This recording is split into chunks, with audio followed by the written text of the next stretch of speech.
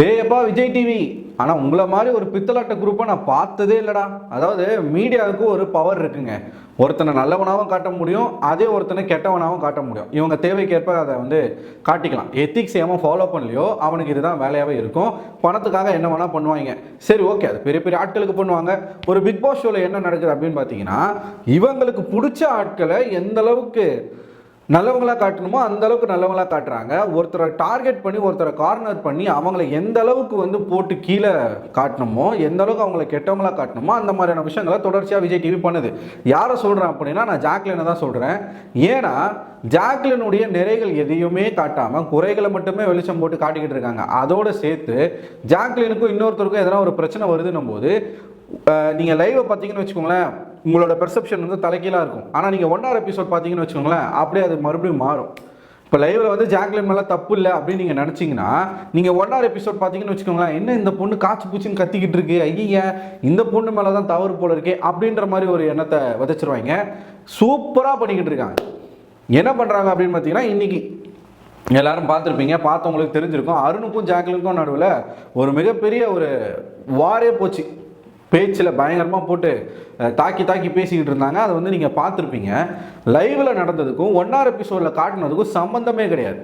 அதாவது அருண் வந்து எந்த அளவுக்கு ஜாக்லினை பேச விடாமல் பேசினார் அப்படிங்கிறது நீங்கள் லைவை பார்த்துருந்தா தெரிஞ்சிருக்கும். கிட்டத்தட்ட இந்த பேச்சு மட்டுமே ஒரு 1 மணி நேரம் 1.5 மணி நேரம் போச்சு. ஆனால் இங்கே 1 எபிசோடில் நீங்கள் பார்த்தீங்கன்னா அப்படியே அருண் பேசினதை பாதிக்கும் பாதி ரொம்ப குறைச்சிட்டு ஜாக்லின் பேசினதை அதிகமாக போட்டுக்கிறாங்க. இப்போ இதை பார்க்கும்போது பார்க்குற மக்களுக்கு 1 எபிசோட் பார்க்குற மக்களுக்கு என்ன தோணும் அப்படின்னா, என்ன இந்த பொண்ணு இப்படி பேசிக்கிட்டு இருக்கு, தொணன்னு பேசிக்கிட்டு இருக்கு, அருணை பேச விடாமல் ஜாக்லின் பேசுகிற மாதிரியான ஒரு எண்ணம் வந்து நிச்சயமாக இதை பார்க்குறவங்களுக்கு வந்திருக்கும். ஏன்னா அருண் எவ்வளோ பேசினான்னு தெரியுமா, அது எதுவுமே இல்லை. இவங்க 2 பேருக்குள்ளே என்ன பிரச்சனை அப்படின்னு பார்த்தீங்கன்னா, தர்ஷிகா வந்து பாத்ரூம் மிரரில் அவங்க வந்து ஹார்ட் போட்டு விஷு லவ்ஸ் தர்ஷிகா அப்படின்ற மாதிரி எழுதி வச்சிருக்காங்க. தர்ஷி அப்படின்னு சொல்லிட்டு எழுதி வச்சிருந்தாங்க. ஸோ இது தர்ஷிகா தான் பண்ணுறாங்க. அதை வந்து ஸ்கூல் மேனேஜ்மெண்ட் பார்க்குது. ஜெஃப்ரியும் வர்ஷனையும் பார்த்துட்டு அது யார் அப்படின்றத வந்து தேடுறாங்க. அப்போ நிறைய வார்த்தைகள் வருது.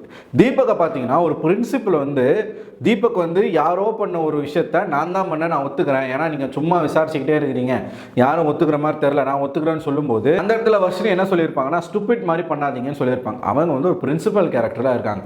ஸ்டூபிட்ன்ற வார்த்தையை சொன்ன உடனே தீபக்கு பொத்துக்கிட்டு இருந்துச்சு. இவருக்கு மட்டும்தான் டிக்னிட்டி இருக்குது. இவருடைய டிக்னிட்டியில் யாராச்சும் கை வச்சாங்கன்னா தீபக்கு அந்த அளவுக்கு சுருக்குன்னு கோவம் வருது, பிரின்சிபலாக இருந்தால் கூட. ஆனால் அந்த டிக்னிட்டி நமக்கு மட்டும் இல்லை, எல்லாருக்கும் இருக்குது அப்படிங்கிறத தீபக்கு ஃபஸ்ட்டு அதை வந்து ஒத்துக்கணும். ஆனால் அதை ஒத்துக்காமல் எனக்கு டிக்னிட்டி இருக்குது மற்றவங்களுக்கு இல்லை அப்படின்ற ஒரு பார்வையில் இருக்கிறார். ஸோ இது நேற்றுலேருந்து ஒரு எப்படி சொல்கிறது, ஒரு பேகேஜ் மாதிரி வந்துக்கிட்டு இருக்கு. இன்றைக்கி வரைக்கும் இந்த விஷயம் ஆரம்பிக்கிறாங்களா, இந்த விஷயம் ஆரம்பிக்கும் போது பிரின்சிபல், வைஸ் பிரின்சிபல், அதுக்கப்புறமா மாரல் டீச்சர், தமிழ் டீச்சர், பிடி வாத்தியார் எல்லாரும் பேசிகிட்டு இருக்காங்க. அருண் இருக்கார்ல, அருண் அவர் வைஸ் பிரின்சிபலாக இருக்கிறன்ற பேரில் இருக்கிற எல்லா விஷயத்திலும் தலையிடுறாரு. ஆக்சுவலாக அவரோட ரோல் வந்து ஸ்கூல் மேனேஜ்மெண்ட் என்ன முடிவு எடுக்குதோ, டிசிஷன் எங்கே எடுக்கிறாங்களோ அந்த டிசிஷனில் தலையிடுறது தான் அவருடைய ரோல். ஆனால் இவர் என்ன பண்ணுறாருன்னா, சம்மந்தமே இல்லாமல் அடுத்தவங்க கிளாஸ் எடுக்கிற இடத்துல போய் உட்காந்து பர்ஃபார்ம் பண்ணுறது, பிடி செக்ஷனில் போயிட்டு பர்ஃபார்ம் பண்ணுறது, செக்யூரிட்டியை எதுவுமே பண்ண விடாமல் பர்ஃபார்ம் பண்ணுறது, அது எல்லாமே கூட லைவில் கட் பண்ணியிருக்கான். சாரி, 1 எபிசோடில் கட் பண்ணியிருக்கான். அருணுக்கு இப்போ மிகப்பெரிய இன்ஃப்ளூயன்ஸ் யார் பண்ணிக்கிட்டு இருக்காங்க அப்படின்னு பார்த்தீங்கன்னா, அர்ச்சனாவுக்கு யாரெல்லாம் சப்போர்ட் பண்ணாங்களோ அவங்க எல்லாருமே பண்ணிக்கிட்டு இருக்காங்க. இதுக்கு பின்னாடி அர்ச்சனாவுடைய கை வந்து நிறையவே இருக்குது. ஜாக்லினுக்கு சப்போர்ட் பண்ணி பேசினவங்க எல்லாரும் பிஆர் அப்படின்னு சொல்லிட்டு அருண் பிரசாத்தினுடைய அஃபிஷியல் இன்ஸ்டா பேஜில் இருந்து ஒரு போஸ்ட் வருது. அதை யார் போட்டிருப்பா, இப்படிக்கு அட்மின் அப்படின்னு சொல்லிட்டு போடுறாங்க. யார் போட்டிருப்பா, நிச்சயமாக அர்ச்சனாவாக தான் இருப்பாங்க. அர்ச்சனா அவர்கள் இந்த விஷயத்தில் தலையிடக்கூடாது. உங்களை வந்து மக்கள் வந்து வேற ஒரு விஷயத்துக்காக தான் விரும்புனாங்க, உங்களுக்கு டைட்டிலும் வாங்கி கொடுத்தாங்க. நீங்களும் அருணும் ஒன்னான்னு கேட்டால் கிடையாது. உங்களுடைய கேம் வேறையாக இருந்துச்சு, அந்த சூழ்நிலை வேறையாக இருந்துச்சு. இவர் ஆடுறது ரொம்ப சாடிஸ்டாக இருக்காரு. முக்கியமாக ஜாக்லின் கிட்ட 1 நம்பர் சாடிஸ்ட் அப்படின்னா நீங்கள் கண்ணை மூடிட்டு அருணை கை காட்டலாம். அந்த மாதிரி ஒரு முத்துன எம்சிபி, ஒரு பூமர், ஒரு சாடிஸ்ட், சைக்கோ, எல்லா பேரும் அவருக்கு வந்து நீங்கள் போடலாம். சரிங்களா, எல்லாத்துக்கும் பர்ஃபெக்டாக தான் இருப்பார். ஸோ ஜாக்லின் ஒரே ஒரு வார்த்தை தாங்க சொன்னாங்க. என்ன சொன்னாங்கன்னா, தர்ஷிகாவுக்கு பனிஷ்மெண்ட் கொடுக்கணும். அந்த பனிஷ்மெண்ட் எனக்கு ஒரு சஜஷன் இருக்குன்னு தான் அவங்க ஆரம்பிக்கிறாங்க. தர்ஷிகாவுக்கு ஒரு பனிஷ்மெண்ட் கொடுக்கணும், அந்த பனிஷ்மெண்ட்டை பிடி சார் கொடுக்கணும் அப்படின்றத சொல்கிறாங்க. இப்போ எனக்கு ஒரு கேள்வி இருக்குது. அருண் என்ன சொல்கிறாருன்னா, பிடி சார் எதுக்காக பனிஷ்மெண்ட் கொடுக்கணும்? பனிஷ்மெண்ட் கொடுக்கறது தான் பிடி சாருடைய வேலையா? பிடி சாருக்கு பிக் பாஸ் கொடுத்த ரோல் என்ன தெரியுமா? அந்த ஸ்கூலில் டிசிப்ளினரி ஆக்ஷன்ஸ் எடுக்கக்கூடிய ஒரு போஸ்டிங், ஒரு பவர் அவருக்கு இருக்குது. டிசிப்ளினரி ஆக்ஷன்ஸ் அப்படின்னா என்னன்னா, ஒழுக்கம் இல்லாமல் நடந்துக்கக்கூடியவர்களுக்கு அதுக்கு உரிய தண்டனை, ஆக்ஷன்ஸ், அதுக்கான ஆக்ஷன்ஸை நம்ம எடுக்கலாம். அதுதான் டிசிப்ளினரி ஆக்ஷன்ஸ். ஒழுக்கம் அப்படிங்கிறதுல எதெல்லாம் வரும் அப்படின்னா, ஸ்கூல் மேனேஜ்மெண்ட்டை மதிக்காமல் நடக்கிறது, இந்த ஸ்கூலுக்குன்னு இருக்கக்கூடிய கட்டுப்பாட்டை மீறி அவங்க என்ன பண்ணாலும் அது ஒழுக்கம் இல்லாத செயல் தான். அப்படி பார்க்கும் பொழுது காதல் பண்ணுறதும் ஒழுக்கம் இல்லாத ஒரு செயல் தான். படிக்கிற வயசில் லவ் பண்ணக்கூடாது அப்படின்றதான் எந்த ஸ்கூலாக இருந்தாலும் சொல்லக்கூடிய விஷயமா இருக்கட்டும். எந்த ஸ்கூல்லையுமே வாங்க எங்கள் ஸ்கூலில் அவங்க பசங்களை சேருங்க, அவங்க நல்லா லவ் பண்ணுறலாம் சொல்ல மாட்டாங்க. டிசிப்ளின் அப்படிங்கிறது அங்கே ப்ரைமரியான ஒரு விஷயமா இருக்கும். சரிங்களா? அருண் இங்கே என்ன சொல்கிறாருன்னா, லவ் பண்ணுறதும் லெட்டர் கொடுக்குறதும் டிசிப்ளினரி ஆக்ஷன் கீழே வராது, அது வந்து தப்பு. லவ் பண்ணுறது வந்து தப்பு, அநாகரிகமான விஷயம். அநாகரிகமான விஷயத்துக்கும் டிசிப்ளினரி ஆக்ஷன், ஒழுக்கம் இல்லாமல் ஒரு விஷயத்தை செய்கிறதுக்கும் ஏதாச்சும் வித்தியாசம் இருக்கா? ரெண்டுமே ஒன்று தான். இவருக்கு ஏற்ப வார்த்தையை திரிச்சு பேசுகிறார். ஜாக்லின் வந்து அந்த விஷயத்த சொன்ன உடனே அருணுக்கு ஏறிக்கிச்சுங்க, பயங்கரமாக ஏறிக்கிச்சு. இவங்க என்ன கேட்குறாங்க, நீங்கள் வைஸ் பிரின்சிபல் தானே, அந்த வேலையை விட்டுட்டு ஏன் சார் மற்ற வேலையெல்லாம் நீங்கள் செய்கிறீங்கன்னு சொல்லிட்டு கேட்குறாங்க. இவர் வந்து இவரோட ரோலே மறந்துட்டு தான் அங்கே பண்ணுறாரு. இவர் பர்ஃபார்மன்ஸ் ஜாஸ்தியாக பண்ணணும்னு சொல்லிட்டு தான் அவர் பண்ணுறாரு. நல்லா புரிஞ்சுக்கணும், வைஸ் பிரின்சிபலுக்கு கொடுக்கப்பட்ட அதிகாரம் டிசிஷன் மேக்கிங், அதாவது பிரின்சிபல் என்ன டிசிஷன் எடுத்தாலும் அதில் தலையிடக்கூடிய உரிமை அவருக்கு இருக்குது. ஆனால் மாறா இவர் என்ன பண்ணுறாரு அப்படின்னா, இருக்கிற எல்லா டீச்சர்ஸும் கிளாஸ் எடுக்கும்போது போய் உட்காந்துக்கிறார். இப்போ எல்லாருக்குமே அவங்க ஸ்பேஸை கொடுக்கும்போது தான் அவங்களால பர்ஃபார்ம் பண்ண முடியும். ஏன்னா இதை வச்சு தான் கடைசியில் என்ன பண்ண போகிறாங்க, இவங்க வந்து நல்லா பர்ஃபார்ம் பண்ணாங்க, ஒஸ்ட் பர்ஃபார்மர் பெஸ்ட் பர்ஃபார்மர்ன்றதை கொடுப்பாங்க. ஸோ எல்லாருக்குமே பர்ஃபார்ம் பண்ணி ஆகணுன்ற ஒரு கட்டாயம். இவர் மட்டுமே எல்லா இடத்துலையும் பர்ஃபார்ம் பண்ணணும் அப்படின்றதுல அவர் குறியா இருக்கிறார் அருண். இப்போ பிடி சாருடைய ஒரு ரைட்ஸ் என்ன அப்படின்னா, அவர் தான் வந்து இந்த பனிஷ்மெண்ட்டு, ஒரு ஸ்டூடெண்ட் வந்து ஒழுக்கமாக எப்படி இருக்கணுன்றதை கற்றுக் கொடுக்கக்கூடிய ஒரு மெயின் போஸ்டிங் வந்து பிடி சாருக்கு பிக் பாஸ் கொடுத்துருக்கிறார். ஆனால் அந்த வேலையை ஜெஃப்ரி செய்யவே விட மாட்டார். ஸோ அதைத்தான் ஜாக்லின் வந்து கேட்டிருப்பாங்க, நீங்கள் அவரை வேலையை செய்ய விட மாட்டீங்க அப்படின்னும் போது அவர் டக்குன்னு என்ன சொல்லிட்டாருன்னா, நான் ஒன்றும் பண்ணலையே, அவர் தான் என்னை கூப்பிட்டாரு அப்படின்ற மாதிரி சொல்லவும், இவங்க டக்குன்னு சரி என் கிளாஸ் ரூமுக்கு எதுக்கு வந்தீங்க, நான் உங்களை கூப்பிடலையே, ஏன் என் கிளாஸ் ரூமில் வந்து உட்காந்துக்கிட்டு நான் பாடம் எடுக்கும் போது ஏன் டிஸ்டர்ப் பண்ணுறீங்க அப்படின்னும் போது அந்த இடத்துல ஆரம்பிக்கிறது தான். நான் ஏன் வந்தேன்னு சொல்லட்டுமா, நீங்கள் மாரல் எஜுகேஷன் அப்படின்ற பேரில் ஒவ்வொரு ஸ்டூடெண்ட்டும் பர்சனலாக டார்கெட் பண்ணுறீங்க, பர்சனல் அட்டாக் பண்ணுறீங்க அப்படின்ற விஷயத்த ஆரம்பிக்கிறார். இது லைவில் நடந்ததை நீங்கள் பார்த்தீங்கன்னா வேற மாதிரி இருக்கும் அது. சரிங்களா? உங்களுக்கே காதுலேருந்து ரத்தம் வந்துடும். இங்கே வெளியிலேருந்து பார்க்குற உங்களுக்கே அப்படி இருக்கும். அப்படின்னா அங்கே இருக்கிறவங்களுக்கு எப்படி தெரியுமா இருக்கும்? அருணை பொறுத்த வரைக்கும் யாரையும் பேச விடக்கூடாது, அவங்கள பாயிண்ட்டே சொல்ல விடக்கூடாது. ஏன்னா பாயிண்ட் சொல்லிட்டாங்கன்னா நம்மளால் பதில் பாயிண்ட் சொல்ல முடியாது. அதுக்கு பெஸ்ட்டு நம்ம என்ன பண்ணிடணும், அவங்கள பேசவே விடாமல் நம்ம பேசிக்கிட்டே இருக்கணும். அதைத்தான் அவர் பண்ணார். ஜாக்லின் மேலே அந்தளவுக்கு பண்ணுமோ அந்தளவுக்கு அந்த பொண்ணு மேலே வந்து அவருக்கு வந்து ஈகோ, ஒரு வாரத்தை கேட்டுட்டாங்கன்ற ஈகோ அங்கே ஆரம்பித்து, நான் யாரை வந்து பர்சனலாக அட்டாக் பண்ணேன்னு சொல்லிட்டு ஜாக்லின் கேட்கும்போது தீபக் பேரை சொல்லுவாங்க. தீபக் பேரை சொல்லிவிட்டு தீபக்குடைய இன்சிடென்ட் எல்லாமே சொல்லுவாங்க. இந்த மாதிரி வந்து நீங்கள் ஒரு கதையெல்லாம் சொன்னீங்க, அதெல்லாம் வந்து அவங்கள பர்சனலாக அட்டாக் பண்ணுற மாதிரி இருக்குன்னு சொல்லிட்டு அந்த ஸ்டூடெண்ட் என்கிட்ட வந்து கம்ப்ளைண்ட் பண்ணார் அப்படின்னு வந்து சொல்லியிருப்பாங்க. ஸோ அந்த இடத்துல கிளியராக ஜாக்லின் சொல்லுவாங்க, எதையுமே இந்த ஆளு காதிலே வாங்கலைங்க, எதையுமே காதில் வாங்கலை. பிக் பாஸ் கூப்பிட்டு ஒரு டாஸ்க்கு கொடுக்குறாரு. நீங்கள் இத்தனை நாளாக நீங்கள் பார்த்த விஷயத்த அடிப்படையாக வச்சு ஒருத்தரும் இம்ப்ரூவ் பண்ணுறதுக்கு உங்களோட பெர்ஸ்பெக்டிவில் அவங்களுக்கு ஒரு அட்வைஸ்ன்ற பேரில் நீங்கள் ஒரு மாரல் வந்து சொல்லணும் அப்படின்றது தான் அவங்களுடைய டாஸ்க். இதை சொல்கிறதுக்கு முன்னாடி பிக் பாஸ் அழுத்தம் திருத்தமாக என்ன சொல்கிறாருன்னா, உருட்டாமல் இந்த வீட்லேயே உண்மையாக இருக்கக்கூடிய கண்டஸ்டன்ஸில் நீங்களும் ஒருத்தர் அப்படின்றத நான் நம்புகிறேன், உருட்டாமல் நேரடியாக சொல்ல வேண்டியதை மூஞ்சிக்கு நேராக சொல்லுங்கள் அப்படின்னு சொல்லிட்டு சொன்னது யார்? Big pass. பிக் பாஸ் சொன்னதை அவங்க செஞ்சாங்க. என்னை பொறுத்த வரைக்கும் அதில் தப்பாக எனக்கு எதுவும் தோணலை. இப்போ தீபக் எப்படி வந்து ஒருத்தவங்க, இப்போ நான் என்ன சொல்கிறேன்னா, நான் ஒரு கண்டஸ்டன்ட் அப்படின்னும் போது எனக்கு எதிர்க்க இன்னொரு கண்டஸ்டன்ட் இருக்கான் அப்படின்னா அவன் என்கிட்ட ஒரு விதமாக ஒரு மாதிரியாகவே பேசிகிட்டு இருக்கான்னும் போது எனக்கு ஒரு வாய்ப்பு கிடைக்கும் போது நான் திருப்பி ரிவெஞ்சு தான் எடுப்பேன். அதை தான் அவங்க பண்ணாங்க. ஒரு ஸ்டூடெண்ட்டு டீச்சரை டீஸ் பண்ணலாம், டீச்சரு ஸ்டூடெண்ட்டை டீஸ் பண்ணால் அது வந்து தப்பாக பேசுகிறீங்க. அப்போ முதல்ல இது வந்து ஜாக்லினுடைய ரியாக்ஷன் தான். ஆக்ஷன் எங்கேருந்து வந்துச்சு? முன்னாடி நாள் தீபக் கிட்ட இருந்து வந்துச்சு. என்ன ஆக்ஷன் வந்துச்சு? கட்டுறது கையளவு கல்லாளது உலகளவு. இதை தீபக் வந்து ரொம்ப நாளாக சொல்லிக்கிட்டு இருக்காரு. அவரை பொறுத்த வரைக்கும் அவர் மனசுக்குள்ளே இருக்கிற விஷயம் என்னென்னா, எனக்கு நிறையா தெரியும், அதனால் நான் இன்டெலிஜென்ட், புத்திசாலி, அவங்களுக்கு எதுவுமே தெரியாது, அதனால் அவங்க முட்டாள் அப்படின்ற ஒரு எண்ணத்தில் தான் எல்லாருக்கிட்டையும் பேசுகிறாரு. அப்படித்தான் ஜாக்லினும் ட்ரீட் பண்ணுறாரு. எப்போ பார்த்தாலும் டீச்சருக்கு இதுவே தெரியல. ஒரு ஸ்டூடெண்ட்டு எந்த ஸ்கூலில், எந்த ரெசிடென்ஷியல் நார்மல் ஸ்கூலில் நடக்குது, எந்த ரெசிடென்ஷியல் ஸ்கூலில் டீச்சர்ஸை ஸ்டூடெண்ட்ஸ் வந்து கிண்டல் பண்ணுறாங்க, ஆனால் இங்கே நடக்குது. ஜாக்லின் போகும்போதும் சரி வரும்போதும் சரி, ஐயே டீச்சருக்கு ஒன்றுமே தெரியலடா அப்படின்றது, நான் உங்களுக்கு சொல்லித்தரேன் அப்படின்னு சொல்கிறது, இதெல்லாம் ஒரு ஸ்டூடெண்ட் இடத்துல இருந்து அவர் ப்ரொவோக் பண்ணுற மாதிரி பேசுகிறாரு. அப்போ டீச்சராக இருக்கிறவங்களுக்கு கடுப்பாகவும் ஆகாதா? ஆனால் அவங்க அந்த இடத்துல எதுவுமே காட்டிக்கல. அவங்களுக்குன்னு ஒரு டாஸ்க் வரும்போது அதை வந்து அவங்க எடுத்து சொல்கிறாங்க. அப்போ இது எப்படி வந்து ஜாக்லின் மேலே தப்பாக போகும்? இதை தான் அருண் பேசுகிறார். ஜாக்லின் சொல்கிறாங்க, இந்த மாதிரி முன்னாடி நாள் அவர் வந்து பண்ணார், எனக்கு கொடுக்கப்பட்ட டாஸ்க், அந்த டாஸ்கின் அடிப்படையில் தான் நான் வந்து சொன்னேன், எல்லாருக்கும் நான் அப்படி தான் சொன்னேன். மாரல் அப்படின்றது வந்து பொதுவாக வந்து நம்ம கதைகள் மூலமாக சொல்லி தான் பழக்கம் இருக்குது. அப்படித்தான் நான் ஒரு கதையை சொல்லி சொன்னேனே தவிர்த்து அவரை நான் குரங்கணும் அப்படி இப்படிலாம் சொல்லலை. இவர் கேப்டன் அப்படிங்கிற ஒரு பேரை பயன்படுத்தினார் சத்யாவுக்குன்னு சொல்கிறாருல, அவங்க கேப்டன் அப்படின்ற பேரை சொன்ன மாதிரி எனக்கும் தெரில. நான் மேபி அந்த ஃபுட்டேஜில் அப்படி இருந்தால் ஓகே அக்செப்ட் பண்ணிப்போம். ஆனால் அவங்க கிளியராக என்ன சொல்கிறாங்க, தலைமை பண்பு, தலைவர் அப்படின்ற ஒரு விஷயத்தை தான் வந்து சொல்கிறாங்க. லீடர்ஷிப், சாரி தலைவர்ன்ற மாதிரி லீடர்ஷிப் அப்படிங்கிறத பற்றி தான் சத்யா கிட்ட பேசுனாங்க. நல்ல லீடர்ஷிப் அப்படிங்கிறது ஒரு டிசிஷனை கன்சல்ட் பண்ணுறது மட்டும் இல்லை, ஃபைனல் டிசிஷனை எடுக்கிறதும் தான் அப்படின்ற மாதிரி அவங்க சொல்லியிருப்பாங்க. ஸோ இதுதான் சத்யா ரியாக்ட் பண்ணியிருப்பார். இது வந்து நாமினேஷன் ப்ராசஸ்க்கு சொல்கிற மாதிரி இருக்குது, இது மாரல் எஜுகேஷன் மாதிரி இல்லைன்னு சொல்லிட்டு சொல்லியிருப்பார். இதிலேருந்து நீங்கள் நல்லா புரிஞ்சிக்க வேண்டிய விஷயம், கொடுத்த டாஸ்க்கை கொடுத்தபடி பர்ஃபெக்டாக செஞ்சுருக்காங்க ஜாக்லின், அவ்வளவுதான். இதை போய் தீபக்கும் சத்யாவும் அருண் கிட்ட சொல்லிட்டாங்க அப்படிங்கிறதுனால இவர் மனசுக்குள்ள, ஏன்னா ஜாக்லின் வந்து பிடிக்கல, அங்கே இருக்கிற யாருக்குமே பிடிக்கல, வெளியில் இருக்க மக்களுக்கும் பிடிக்கல. உடனே அவர் என்ன பண்ணிட்டாருன்னா, ஜாக்லின் வந்து பர்சனல் அட்டாக் தான் பண்ணுறாங்க அப்படின்ற ஒரு விஷயத்த மண்டையில் ஏற்றிக்கிட்டு ஃபுல்லாக பேச்சு ஜாக்லின் எக்ஸ்பிளைன் பண்ணவே விடாமல் ரிப்பீட்டடாக பேசிக்கிட்டே இருப்பார்.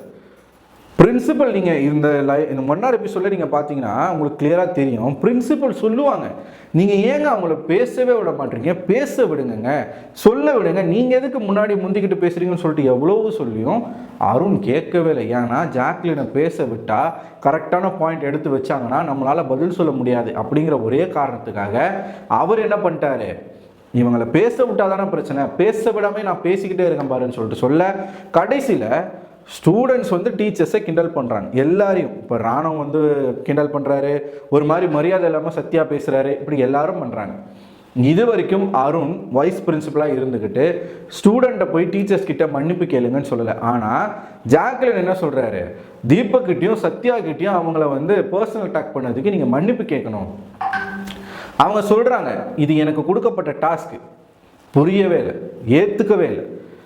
ஸோ இப்படி ரிப்பீட்டடாக சொல்லிக்கிட்டு இருக்கும்போது தீபக் அந்த இடத்துக்கு வராரு. இவங்க ஜாக்லின் தான் கூப்பிட்றாங்க, ஏன்னா தீபக் அந்த இடத்துல தான் சுற்றிக்கிட்டு இருக்காரு, அவங்கள பற்றி தானே பேசுகிறாங்க. ஸோ அங்கேயே சுற்றிக்கிட்டு இருக்காரு. ஜாக்லின் இறுதியாக என்ன பண்ணுறாங்க, தீபக்கை கூப்பிட்டு, நான் அந்த மாதிரி இன்டென்ஷனில் நான் சொல்லலை, எனக்கு இது கொடுக்கப்பட்ட டாஸ்க்கு, அதன் வழியாக தான் நான் சொன்னேன் அப்படின்னு சொல்லி கடைசியாக அவர் என்னை மன்னிச்சிருங்கன்னு சொல்லிட்டு காலில் விழவே போயிட்டாங்க. அவங்கள பொறுத்த வரைக்கும் அவங்க மனசுக்குள்ளே ஓடுற ஒரு விஷயம் என்ன அப்படின்னா, எவ்வளோ வாட்டி நம்ம சொல்லுவோம், எத்தனை முறை நம்ம எக்ஸ்பிளைன் பண்ணுறதுக்கு ட்ரை பண்ணுவோம், ஒருத்தர் நம்மளை பேசவே விடாமல் நம்மளை ப்ரொவோக் பண்ணிகிட்டே இருக்கான் அப்படின்னும் போது அந்த இடத்துல இப்போ ஒரு பையனாக இருக்கிறான், இப்போ நான் அங்கே இருக்கிறேன்னு வச்சுக்கோங்களேன், எனக்கு சத்தியமாக எனக்கு மண்டை சூடு ஏறி கைகலப்பு தான் போகும். அந்த இடத்துல பசங்க இருந்தால் அப்படி தான் போகும். ஒரு பொண்ணாக இருக்கும்போது என்ன ஆகுது, கோவப்படுறாங்க, கோவத்தில் வந்து அவங்களுக்கு வந்து ஸ்ட்ரெஸ் ஆகுது, அழுக ஆரம்பிச்சிடுறாங்க, உள்ளே போகிறாங்க, அழுக ஆரம்பிச்சிடுறாங்க, ஒரு மாதிரி அவங்களுக்கு வந்து வீசிங் வந்த மாதிரி ஆயிடுது. ஸோ கேர்ள்ஸ்னுடைய எமோஷன்ஸ் வந்து அப்படி தான் காட்ட முடியும். இவங்க மஞ்சரி சொன்னாங்க பாருங்கள், எனக்கு அவனை அரையணும் போல் இருந்துச்சு, எனக்கு அவ்வளோ கோவம் வந்துச்சுன்னு சொல்லிட்டு, அதே எண்ணம் ஜாக்லினுக்கும் இருக்கும். ஆனால் அவங்க வெளிப்படையாக அதை சொல்லலை. வேறு யாருன்னா இருந்திருந்தா, இப்போ அந்த இடத்துல உதாரணத்துக்கு சொல்கிறாங்க, மாயாவாக இருந்திருந்தாங்கன்னு வச்சுக்கோங்களேன், கண்டிப்பாக அருண் அரை வாங்கியிருப்பார், எக்ஸாம்பிளுக்கு சொல்கிறேன். ஸோ இந்த மாதிரி பண்ணிட்டுங்க, அவன் அந்த ஆளுடைய ஒரே அஜெண்டா என்னன்னா, ஜாக்லின் தப்பான பொண்ணு, இவன் பர்சனல் அட்டாக் பண்ணுறா, இவன் வந்து சரி கிடையாது, இவன் ஃபேக்கு அப்படின்னு சொல்லிட்டு ரிஜிஸ்டர் பண்ணணும். ரிப்பீட்டடாக நீங்கள் வேணால் எழுதி வச்சுக்கோங்க, இந்த வீக்கெண்டில் விஜய் சேதுபதி வச்சு செய்வார், அப்போ புரியும் யாரெல்லாம் இன்றைக்கி வந்து ஜாக்லின் வந்து நடிக்கிறா, ஜாக்லின் வந்து சீன் கிரியேட் பண்ணுறான்னு சொல்கிறாங்களோ அவங்க எல்லாருக்குமே வந்து தெரியும், வீக்கெண்டில் தெரியும் விஜய் சேதுபதி என்ன பண்ணுறாருன்றதை பாருங்கள். அவரையும் திட்டுவாங்க, பொண்ணுங்களுக்கு சொம்படிக்கிறாரு, நம்மளை எப்படி சொல்கிறாங்களோ அதே மாதிரி சொல்லுவாங்க, சொல்லிட்டு போட்டோம். நியாயம்னு ஒன்று இருக்கு இல்லையா? இப்போ ஒரு விஷயத்தை நம்ம பேசுகிறோன்னும் போது ஒரு ஸ்டோரிக்கு 2 பக்கம் இருக்கும், அந்த 2 பக்கத்தையும் கேட்கணும்.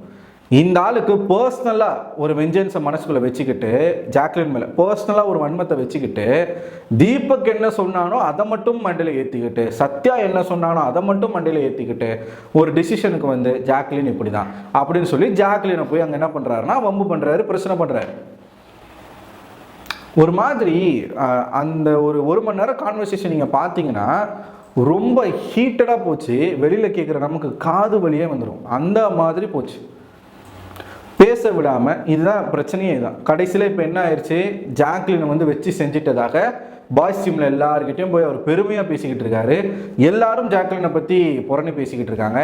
ஜாக்லினை அப்படி வச்சு செஞ்சிட்டோம், ஜாக்லின் எப்படி வச்சு செஞ்சிட்டோம். நான் என்ன சொல்கிறேன்னா, ஜாக்லின் இதே மாதிரி எத்தனை நாட்களுக்கு அழுதுகிட்டு இருப்பீங்க, எத்தனை நாளைக்கு அழுதுகிட்டு இருப்பீங்க. அழுதுகிட்டே இருந்தாலும் இவங்களுக்கு வந்து அது வந்து கேர்ள்ஸ்னுடைய வீக்னஸாக இவங்களுக்கு தெரியும். ஸோ அதை சட்டையே பண்ண மாட்டாங்க. அழுதுறியா, அழுதுட்டு போயிட்டே இரு அப்படின்னு தான் சொல்லுவாங்க. ஜாக்லின் அழக்கூடாது, அழாமல் திருப்பி கொடுக்கணும்.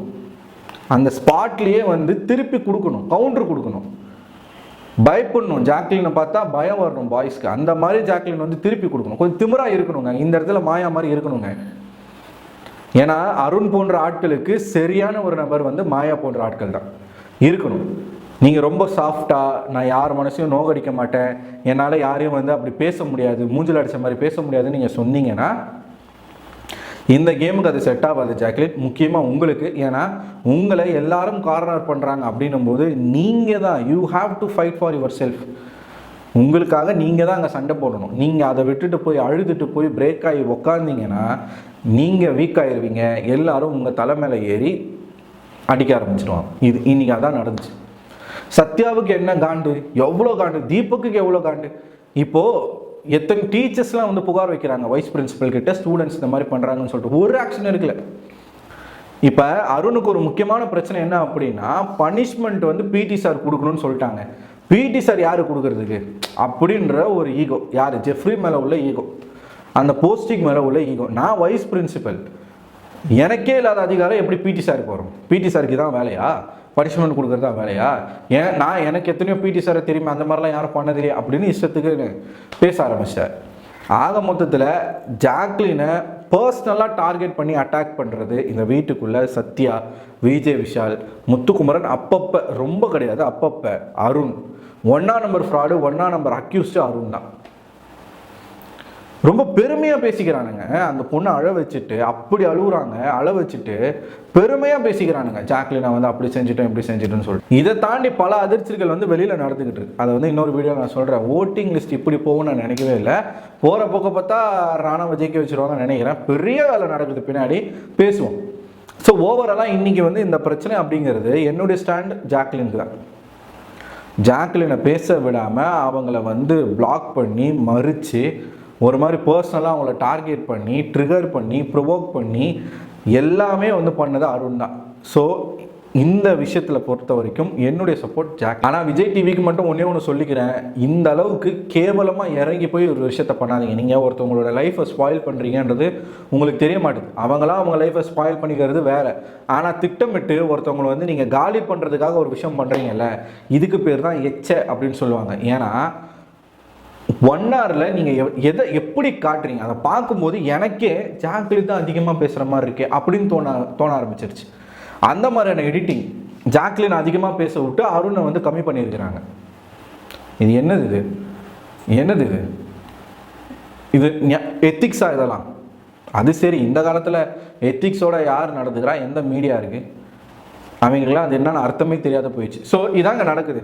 திட்டமிட்டு ஜாக்லினை வந்து ஒரு மாதிரி வந்து ஒரு முத்திரை குத்துறாங்க, பிராண்ட் பண்ணுறாங்க. ஜாக்லினா இப்படி தான், ஜாக்லினை இறக்கணும் அடிக்கணுன்றதுக்காகவே பல பேர் பின்னாடி வேலை செஞ்சுக்கிட்டு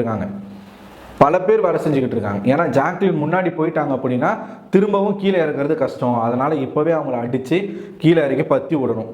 ஸோ அவங்க பிளான் பண்ணி வச்சிருக்கிற ஒருத்தர் தான் டைட்டில் வின்னராக வரணும். அது சௌந்தர்யாவாக இருக்கலாம், முத்துக்குமரனாக இருக்கலாம், இல்லை இவங்க 2 பேரும் இல்லாமல் ராணவா கூட இருக்கலாம், தெரியாது. ஸோ இந்த வீக்கெண்டில் விஜய் சேதுபதி என்ன பண்ணுறாருன்றதை பார்க்கணும். நீங்கள் என்ன நினைக்கிறீங்க? உங்கள் 2 பேருக்கும் நடுவில் நடந்த சண்டை ஜெனியூனான ஒரு பொண்ணாக தாங்க எனக்கு தெரியுறாங்க ஜாக்லின். அவங்க அழுவுறதுலாம் வந்து ட்ராமாவோ என்னமோ கிடையாது, உண்மையாகவே அவங்க பிரேக் டவுன் ஆகி தான் அழுகுறாங்க. ஏன்னா லைவை பார்க்கும்போது நமக்கே தெரியுது. என்றைக்குமே ஒரு பர்சன் ஆப்போசிட் பர்சனை பேச விட்டு அவங்க கருத்தை உள்வாங்கி அதுக்கப்புறமா தான் நம்ம பேசணும். அப்போ தான் அது வந்து ஒரு சமமான ஒரு டிபேட்டாக இருக்கும். நான் மட்டும்தான் பேசுவேன், உன்னை பேச விட மாட்டேன், நான் சொல்கிறதாண்டா இங்கே அப்படின்னு ஒருத்தன் பேசினானா அது இன்னொருத்தருடைய வாய்ப்பை பறிக்கிற மாதிரி, அது ரொம்ப பாவம். அருண் தொடர்ச்சியாக அந்த பாவத்தை தான் பண்ணிக்கிட்டு இருக்காரு. ஸோ அதுக்கான விலையை இந்த வீக்கெண்டில் கொடுப்பாருன்னு நான் நினைக்கிறேன். ஸோ நீங்கள் என்ன நினைக்கிறீங்க? உங்களோட கருத்துக்களை கமெண்ட் பாக்ஸில் போஸ்ட் பண்ணுங்கள். அடுத்த ஒரு வீடியோவில் உங்களை சந்திக்கிறேன். அதுவரை உங்களிடமிருந்து விடைபெறுவது நான் அரவிந்தன்.